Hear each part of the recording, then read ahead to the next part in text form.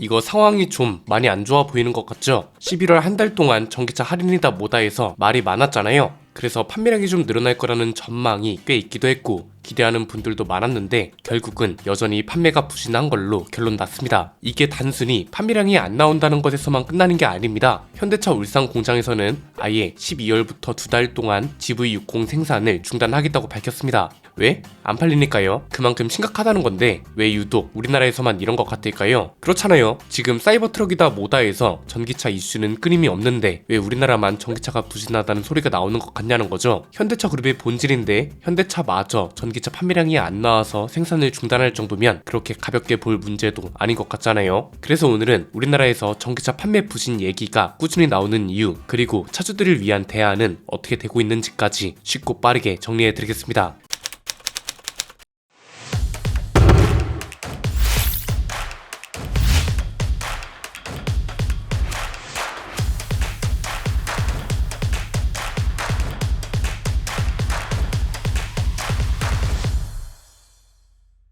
(11월에) 전기차 할인 이슈가 많았죠. 코리아 세일 페스타도 겹쳐서 내연기관차 할인도 꽤 있었던 한 달이었습니다. 아이오닉5하고 아이오닉6는 최대 600만원 할인이 있었고 다른 브랜드들도 여러가지 혜택을 제공했는데 결과는 어땠을까요? 상대적인 비교가 좀 필요한데요. 아이오닉5는 10월 판매량 대비 17.1%가 늘었고 아이오닉6는 30.9%가 늘었다고 합니다. 야, 이 정도면 꽤 선방한 것 같은데요. 그런데 비교 기준을 달리하면 어떨까요? 10월은 유독 판매량이 부진하던 시기잖아요. 그래서 작년 같은 기간하고 비교가 필요한데요. 아이오닉5는 전년 대비 10.3%가 줄었고 아이오닉6는 무려 84.2%가 줄었다고 합니다. 이래서 판매량 부진이 장기화되고 있다는 소리가 나오는 거죠. 다른 차종들도 마찬가지입니다. GV80 전기차는 전년 대비 판매량이 64.6% 감소했고 GV60하고 GV70 전기차도 마찬가지였습니다. 포터 전기차는 전월 실적하고 비교해도 크게 줄었습니다. 41.6%가 줄었는데 이유는 간단합니다. 디젤 모델 단종을 앞두고 수요가 이쪽으로 몰린 겁니다.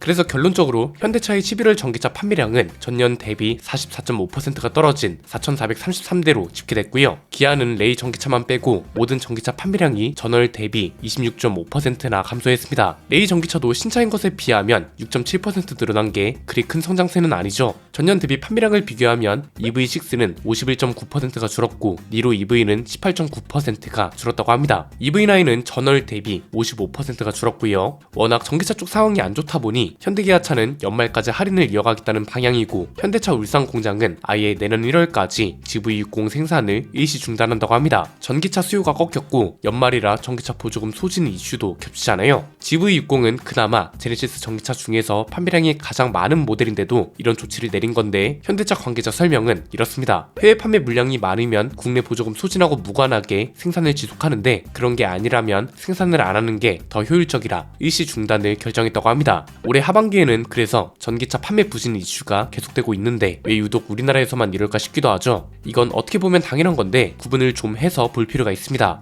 우선 코리아 세일 페스타 기간 동안 판매량 상승이 크지 못했던 이유는 자동차 기업들이 세일 페스타라는 행사 취지를 제대로 이해하지 못한 것 같다는 게 컸습니다. 이게 시작은 블랙 프라이데이, 말 그대로 축제 같은 행사인데 정작 전기차 할인은 어땠나요? 대부분이 재고 할인에 치중되어 있었고 그마저도 재고가 남아있지 않거나 해서 효과가 있을 수가 없었잖아요. 블랙 프라이데이면 적어도 수백만원 이상 할인이 생산월에 상관없이 붙었어야 하지 않나 싶은 거죠. 세일 페스타라는 이름에 맞지 않는 소극적인 할인이 발목을 잡았다 볼 수 있고 세일 페스타와는 별개로 우리나라 전기차 시장이 부진한 이유도 명확합니다. 사실 지금 전 세계적으로 전기차 성장세가 눈에 띄게 큰 상황은 아니거든요. 올해 전망을 보면 글로벌 평균 성장률이 27.7%고 유럽은 우리나라보다 성장률이 더 낮습니다. 그런데도 우리나라에서 유독 판매 부진 소리가 자주 들리는 이유는 소비자들이 체감할 만한 변화가 사실상 없었기 때문이라고 볼 수 있습니다. 그냥 기존에 나왔던 소식들만 복기해 봐도 알 수 있는 대목입니다. 전기차 시장이 둔화된다고 해서 저가형 전기차 소식이 많이 나왔잖아요. 그런데 사실상 테슬라 말고 우리가 체감할 만한 저가형 전기차 소식이 있었나요? 대부분이 해외발 소식이었지 우리나라는 기존에 팔리던 전기차 할인 같은 내용들 뿐이었습니다. 그마저도 재고 할인 같은 조건에 치우쳐져 있기 때문에 눈에 띄는 성장이 있길 바라는 게 어쩌면 욕심일 수 있었다는 겁니다. 그러면 이 대목에서 궁금해질 수밖에 없는 게 현대기아차가 좀 더 적극적으로 움직여줄 법도 한데 왜 안 하는 거냐 이거죠. 현대기아차도 레이나 캐스퍼 전기차 같은 거 말고 저가형 전기차를 더 많이 출시할 수도 있는 거고, 아니면 당장 내년에 출시될 EV5 같은 차들의 가격 조정 이슈라도 꺼내서 전기차에 대한 접근이나 관심을 더 끌어모으고 이걸 판매량으로 이어지게 할 수도 있는 겁니다. 그런데 딱히 이런 움직임이 없는데 이유는 간단합니다. 현대기아차는 아쉬울 게 없거든요. 이건 그냥 데이터로 말씀드리겠습니다. 이게 올해 10월까지 연료별 신차 등록 대수 비중을 나타낸 자료입니다. 전기차는 작년에서 올해로 넘어오면서 우상향 곡선이 꺾였는데 하이브리드 차는 꾸준히 우상향 곡선을 그리면서 올해 판매 비중이 무려 20%에 달하고 있습니다. 작년하고만 비교해보면 성장률도 상당합니다. 이건 친환경차 판매 현황 자료입니다. 전기차를 비롯해서 나머지 친환경차 판매량이 모두 마이너스 성장을 기록할 동안 하이브리드 차는 41.8%라는 성장세를 기록했습니다. 그리고 이 중심에는 현대기아차가 있다는 게 중요하겠죠. 간단하게 말하면 국내에서 가장 잘 나가고 있는 자동차 시장의 중심에 현대기아차가 있기 때문에 걱정할 게 없다는 겁니다. 당장 소렌토만 봐도 어떤가요? 소렌토 연도별 등록 대수 비율을 보면 체감이 쉽습니다. 2020년까지만 해도 경유 모델 비중이 74.8%에 달했습니다.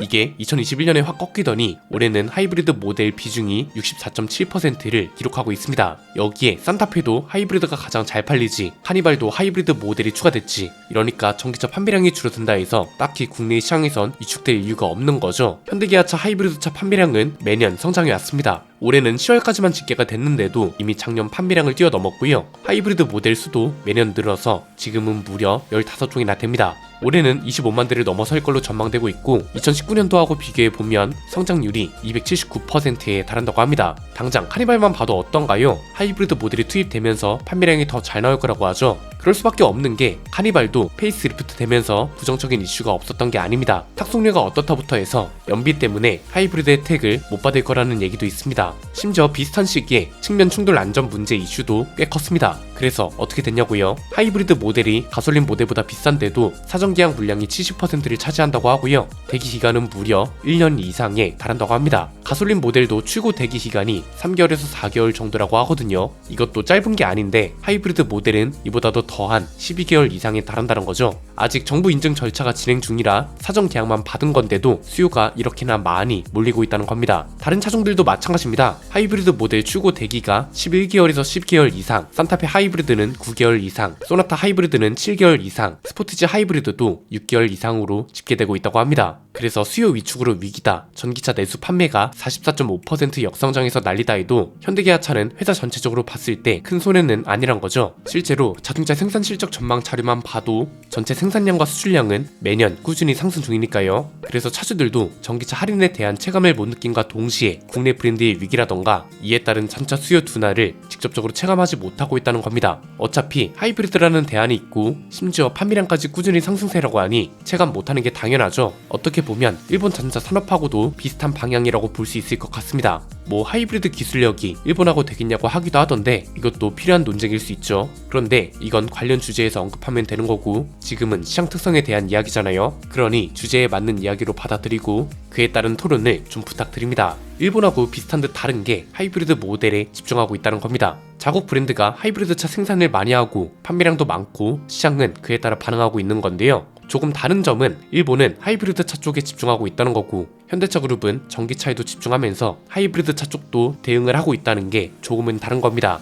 해외 시장에선 전기차 수요 대응이 중요합니다. 미국은 성장세가 상당하고 유럽이나 중국도 마찬가지로 공략을 계속해야 합니다. 미국은 테슬라를 중심으로, 유럽은 유럽 브랜드를 중심으로 저가형 브랜드를 론칭하고 있을 정도고 중국은 중국 자국 기업들을 중심으로 저렴한 전기차를 공략하고 있습니다. 현대차 그룹은 중국 시장 부진이 해결해야 하는 과제이기도 해서 EV5 같은 차를 중국의 파격적인 가격으로 내놓은 거겠죠. 동시에 중국 시장 부진을 만회하려고 인도랑 인도네시아 시장도 공략에 나선 거고요. 그런데 또 우리나라는 하이브리드 차가 강세입니다. 우리나라가 현대차 그룹한테는 두 번째로 큰 시장이기 때문에 판매량을 무시할 수 없다고 말씀드렸습니다. 말씀드렸잖아요. 동시에 판매량 부진이 있으면 타격이 큰 시장이기 때문에 한국 소비자들이 요구하는 하이브리드 차를 적극적으로 출시하고 이에 따라 시장 대응을 하고 있으면서, 그렇기 때문에 소비자들은 전기차 판매 부진에 따른 위기라는 걸 크게 체감하지 못하는 거라고 보면 될 것 같습니다. 마침 내년부터 다른 브랜드들도 하이브리드 신차 출시가 많다고 하니 오히려 우리 소비자들은 위기보다도 선택지가 점점 많아지는 좋은 기회라고 볼 수 있고요.